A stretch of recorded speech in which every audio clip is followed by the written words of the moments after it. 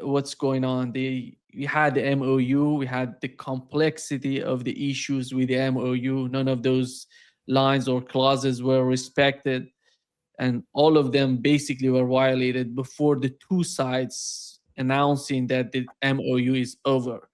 The United States is back with the blockade in the Strait of Hormuz. Iran is doing the same in the Strait.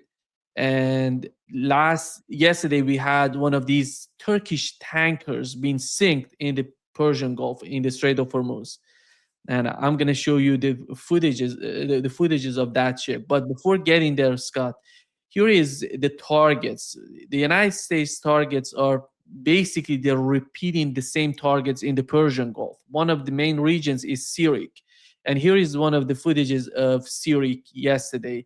They hit a military command facility, something like that in Syria, and this is the footage.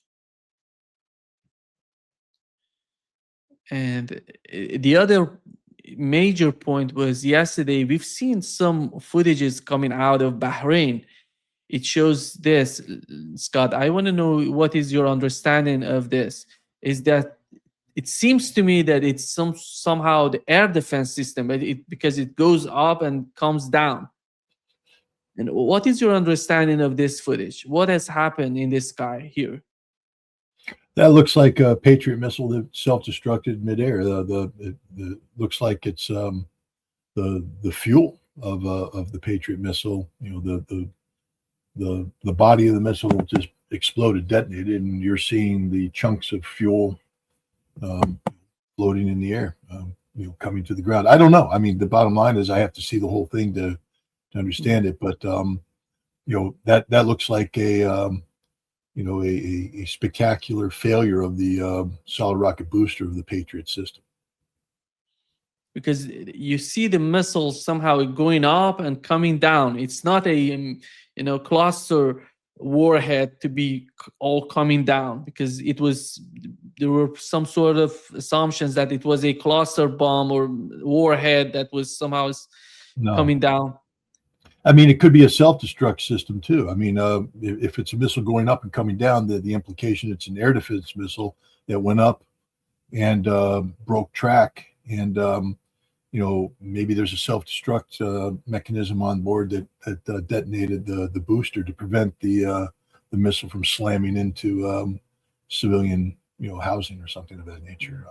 I don't know. Again, I was shown a small little video clip. I can't give you 100% clarity as to what that video clip means, but to me, it trying to explain that, it would seem like a booster failure of some sort.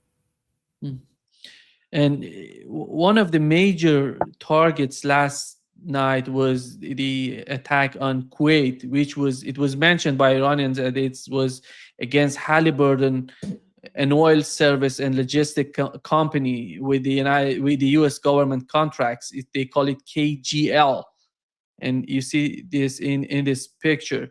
And what was the main reason of hitting this? Was they were telling IRGC believes that it was one of the largest U.S. military suppliers in Kuwait and one of the largest in the Middle East, which was hit.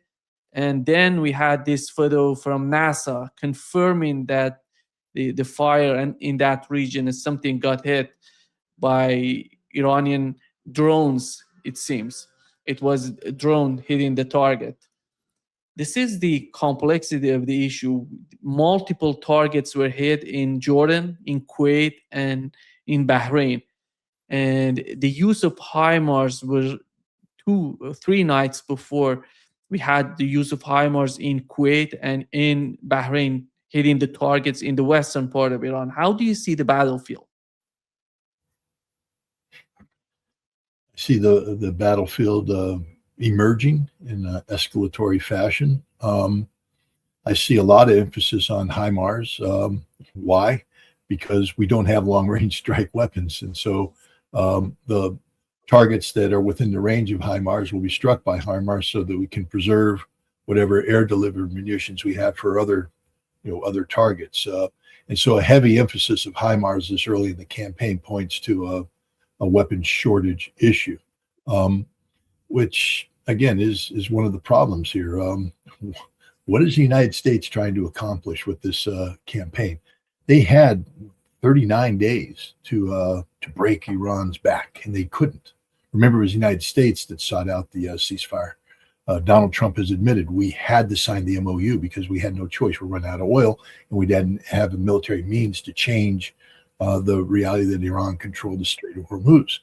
And J.D. Vance admitted that the MOU is just a charade the whole time, that the goal the whole time is just to buy time to get oil, stored up. But it was also to buy time to get weapons deployed from other parts of the world to the Middle East. But the United States has bought a maximum of 3 weeks, 21 days.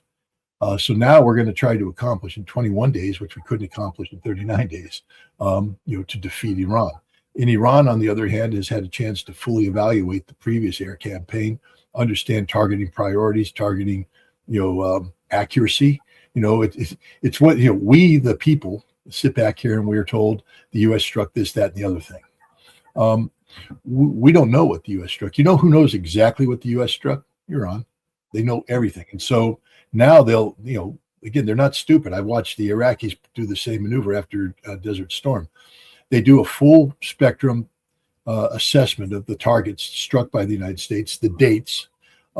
They know what was going on. So again, they don't need to know what intelligence the U.S. had. They can reverse engineer it by, let's say it's a target of importance. They can sit there and say, well, how did the U.S. find out about this target? What was happening that could have tipped them off on that? And then they do counterintelligence survey and improve their operational security to minimize target exposure going forward. But they also look at places the U.S. hit that have nothing to do. And I would say 80% of the targets struck by the United States had nothing to do with anything. We just blew up empty buildings. And so they're going to make a determination that was this simply a bad map survey by the United States, some AI generated program scouring maps looking for, something that could be used. Is it something that had historical affiliations? I mean, this is one way you find out. Manab School. Well, we know that Manab School became a school in 2016 and that the U.S. knew about that. So whatever targeting programs being used is scouring data that predates 2016 if they're going to say that was a missile headquarters. And so the Iranians have done their due diligence, I believe, and they have adjusted accordingly. So now, what have we done? If 80% of our targets are bombing nothing, that means that our intelligence isn't that good. Some people could say that maybe we fine-tuned our intelligence in the break between April 8th and now, and that we have a better feel for what the Iranians are doing. Maybe the Iranians made a mistake. Maybe there's something the U.S. is exploiting, but I doubt it. I just think that the United States has fallen back on past practices, and that once again, what we're doing is having zero impact on Iran's ability to respond. Is it causing pain to Iran? Every bomb drop causes pain in one way or another. But is it the kind of pain that's going to cause Iran to break? Because that's what we need Iran to do right now, is break. We need Iran to basically admit that the United States has won this war, that Iran will yield on all of the issues that Donald Trump is insisting Iran yields on.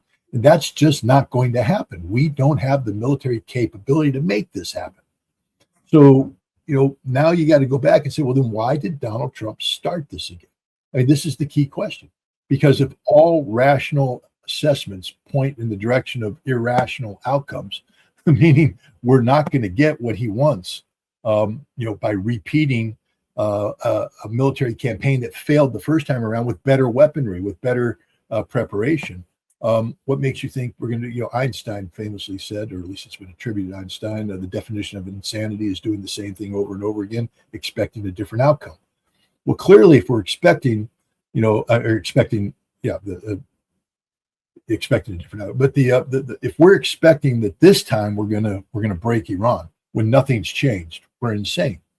And I don't think that we're governed by insane people. I do believe we're governed by desperate people, and we have a hint of the desperation again.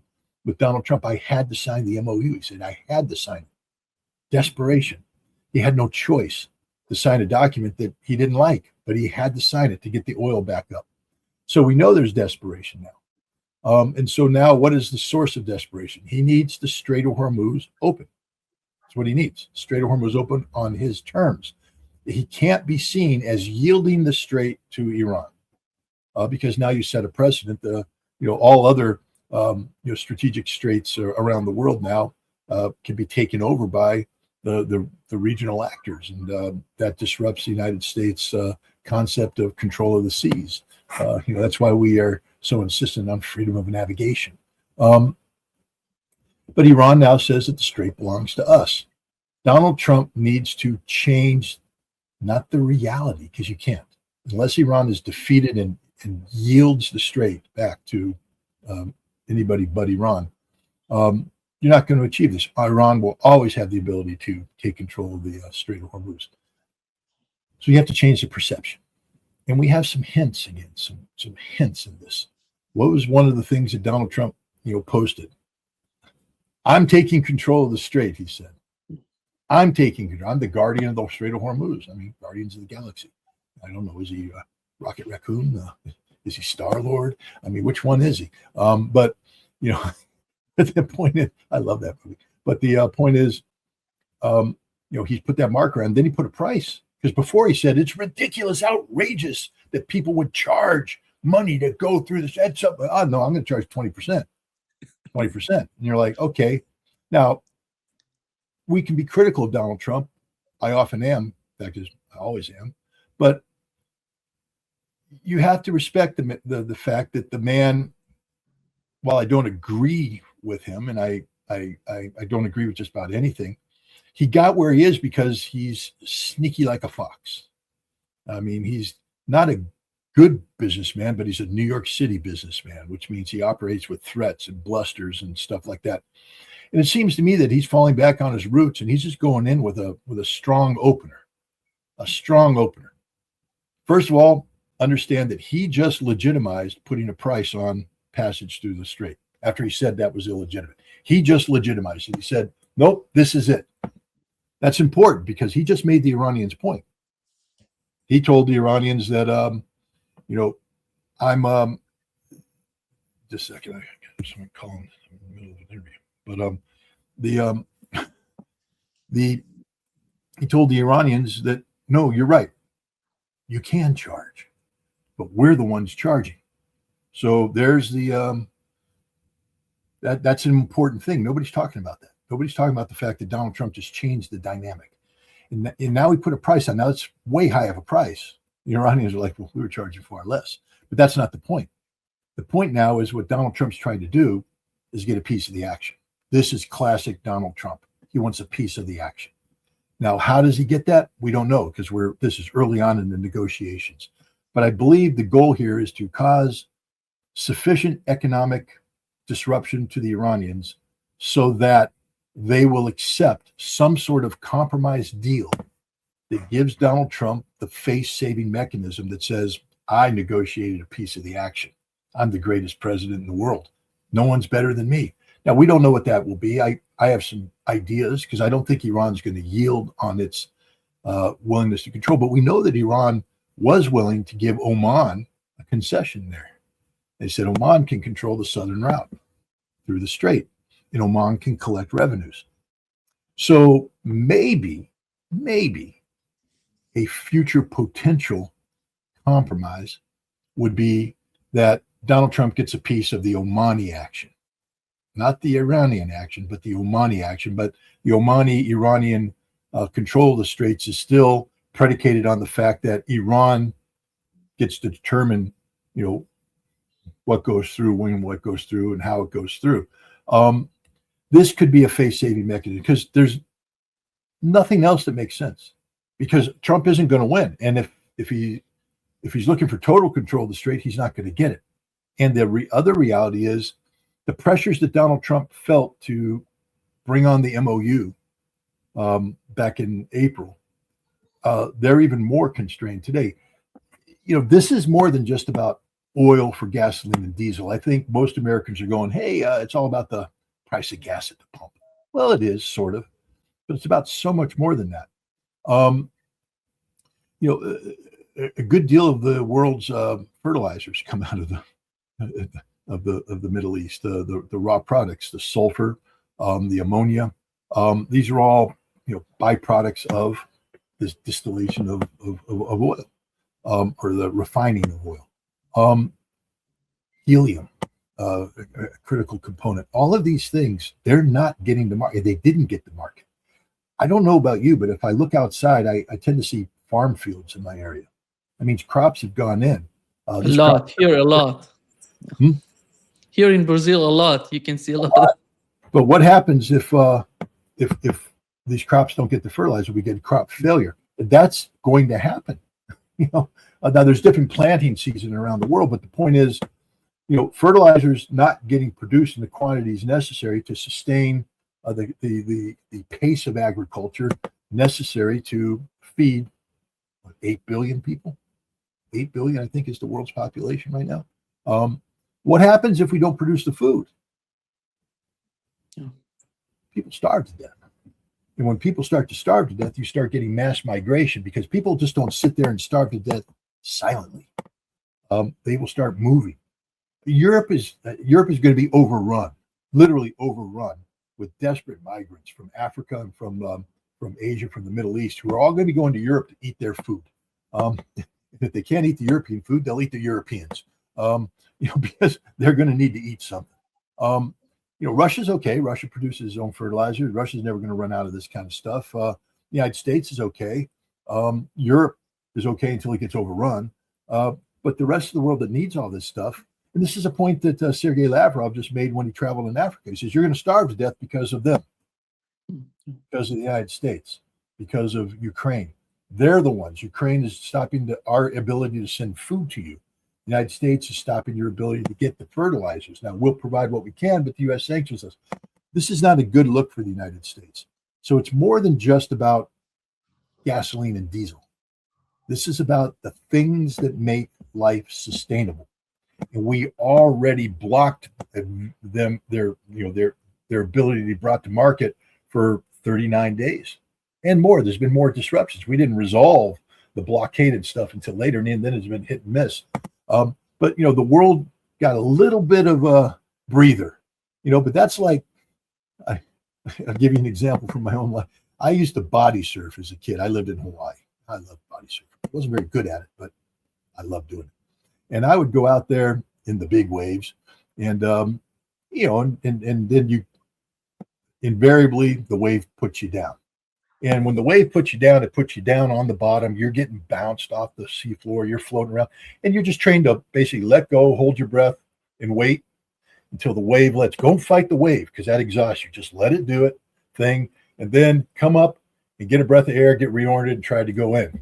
But if the wave holds you down long enough, when you come up, right when you're getting ready to take that breath, boom, you get hit with the next wave, and back down you go. But this time you don't have the oxygen in your lungs that you needed. You're in trouble.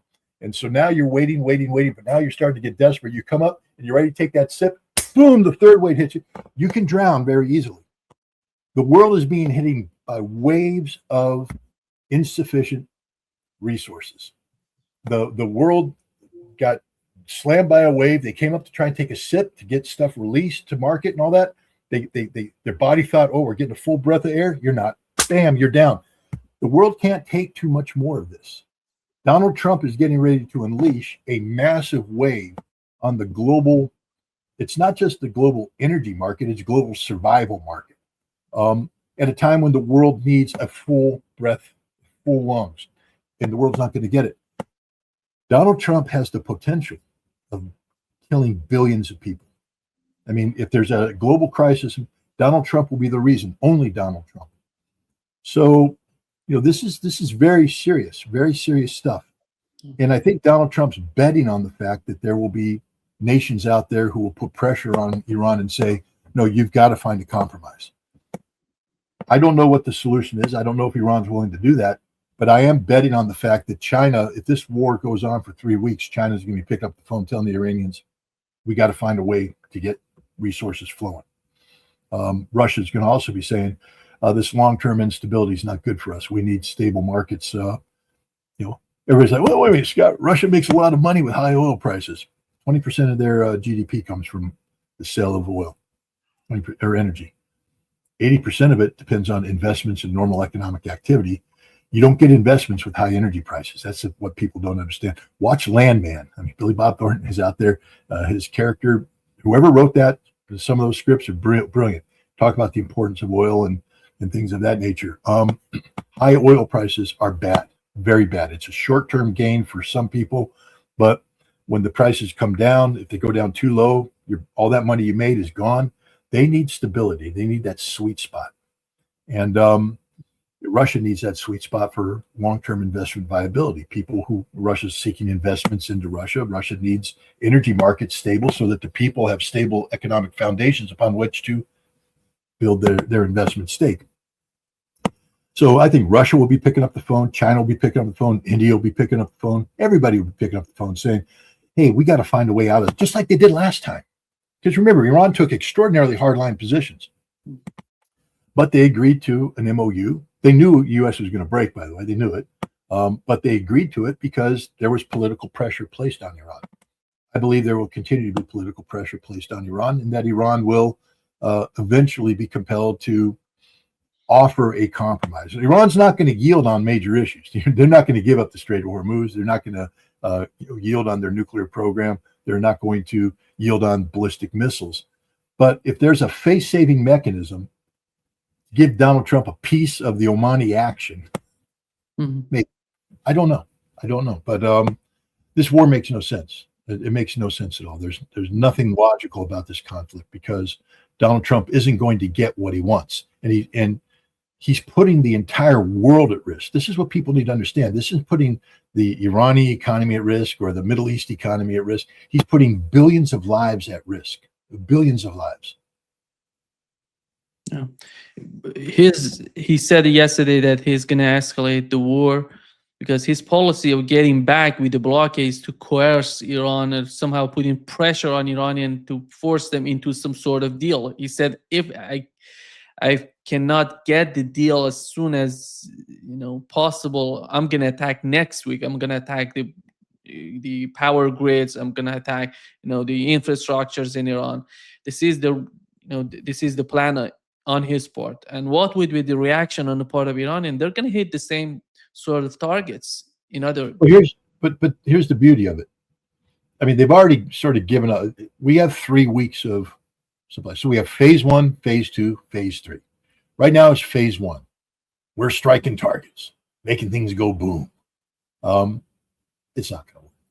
So next week we go to phase 2, which is we bring in energy target, not energy production, but energy facilities, the electricity generation, things of that nature, to increase the pay. And then we shift over to the final phase, week 3, and that's it. After week 3, we got nothing. We run out of ammo. Week 3 is to strike energy production facilities, to bring the pain, as he said. And so what he's hoping is that the Iranians think that he's not bluffing. But all Iran has to do is ride it out. All Iran has to do is write it out. And we don't have that much ammunition. So, if I were the Iranians, they know what to do, but, high value, irreplaceable infrastructure, remove it. Hide it. Shut everything down. Let the United States blow up a facility that can be rapidly repaired. Because remember, after week 3, we're out of ammunition. And then if Iran can reconstitute, we can't build more ammunition this time period. They can get their economy back up on. The Iranians can ride this thing out. I think that's the reality. Then the question is, Israel's sitting there like, an unspent force. Now, Donald Trump is claiming to be putting pressure on them to keep them out of Lebanon to, solve that. But the fact is, when we run out of ammunition, we may say, Israel, you come in. You're phase 4.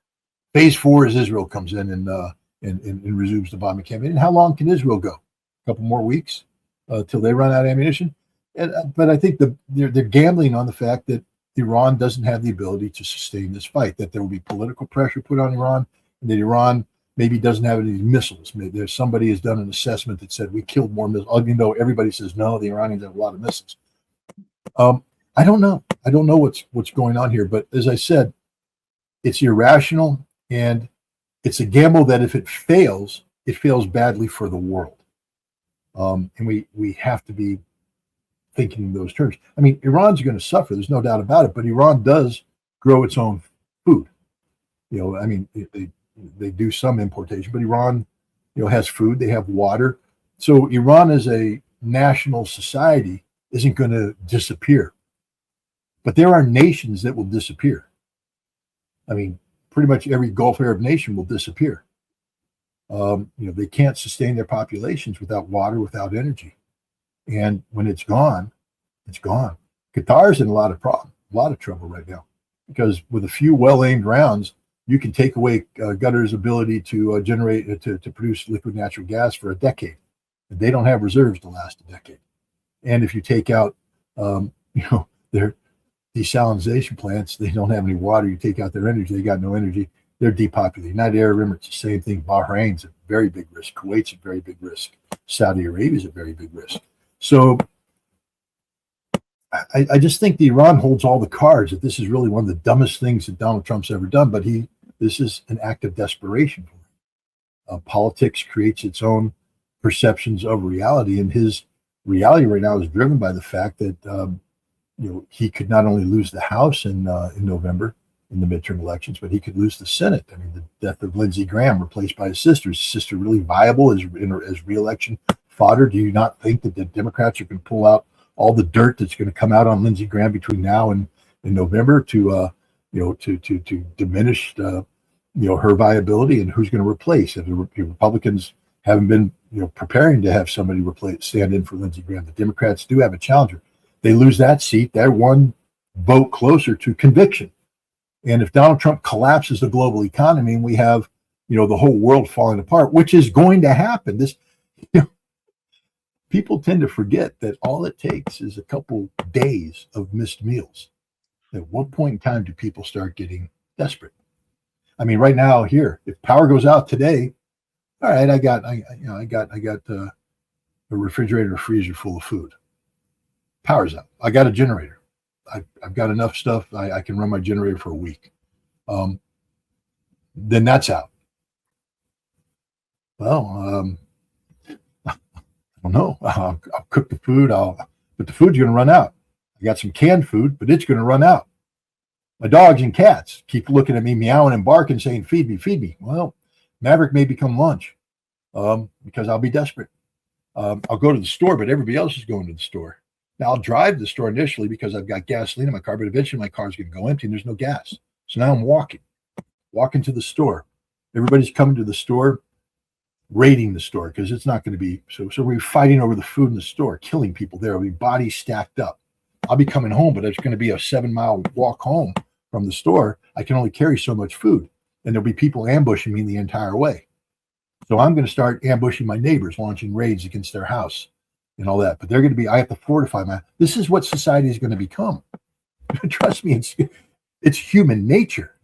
And then people are going to gather together in groups, and they'll have a common group. And it's not going to be about the constitutional rule of law. It's going to be about survival, basic survival. And that's the United States.